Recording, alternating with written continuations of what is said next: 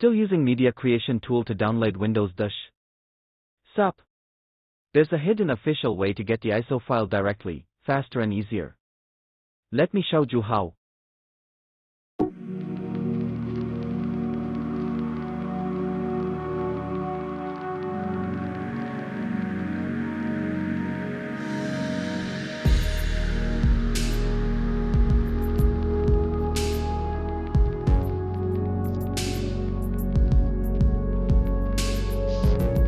Never do like this.